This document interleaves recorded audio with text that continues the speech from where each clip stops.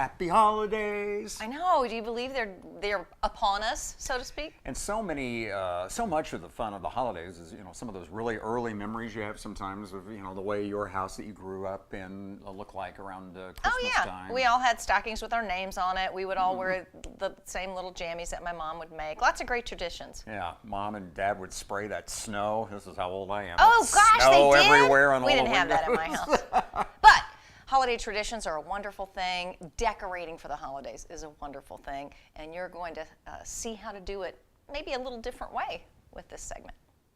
We are in this beautiful Westport home, and the holidays are upon us, and it's a perfect time to just go all out and set a beautiful table and start those family traditions. So we brought in designers to give us some tips. We have Amy Locke with us and Charity Humphrey. Thank you. Yes, of course. We're so happy to be here. What is one of the first tips you may have to make this come together more easily?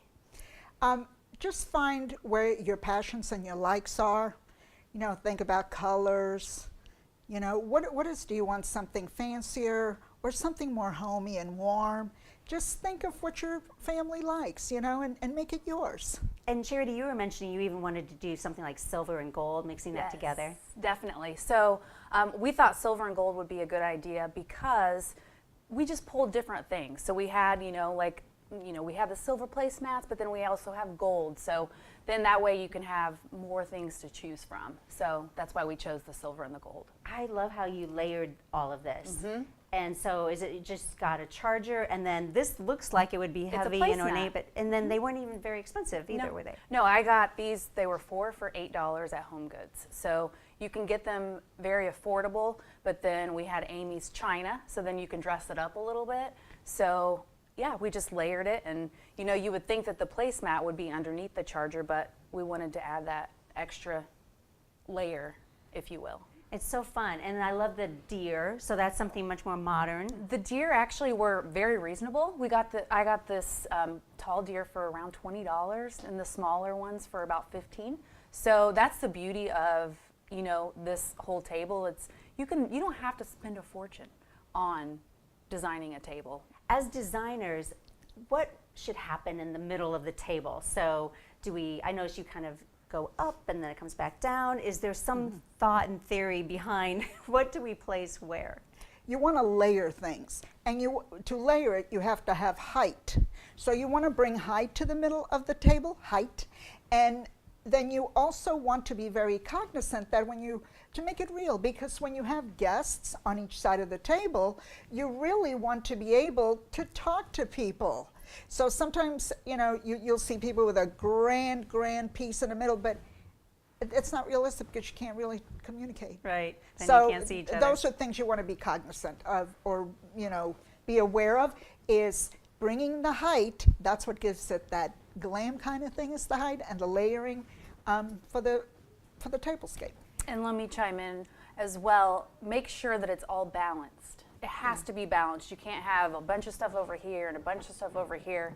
And the thing that I always think about is making sure there's things in threes. Yeah. So not twos, but always threes. Why threes? Because I think most of us would think I need an even number over here. Sure. My mom taught me that way back in the day. So my whole house being decorated, it's always things in threes. So if you see like it's all kind of balanced with threes. So you have the deer and the tree and the ornament. So yeah, just making sure that when you design your table that it's all balanced. So this looks so beautiful and inviting for the family, but where do we put the food? Good question. So nowadays you almost want to do it buffet style anyway, instead of having all the food on here. So maybe putting it on your island. So then that way if somebody does want something else, you can actually go back and get seconds.